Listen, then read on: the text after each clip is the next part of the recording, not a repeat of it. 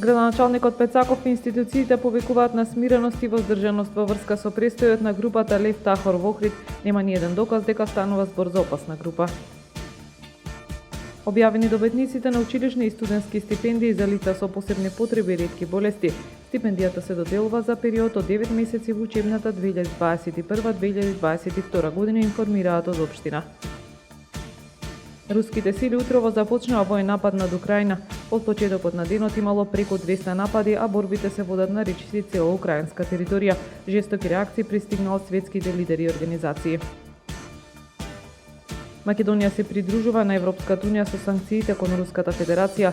Силна осуда за воените действија кон Русија кои ги превзема над Украина. Времето утре сончево и потопло, температура во интервал од -2 до 10 степени. Следете една минута вести на Охрид Ньюс.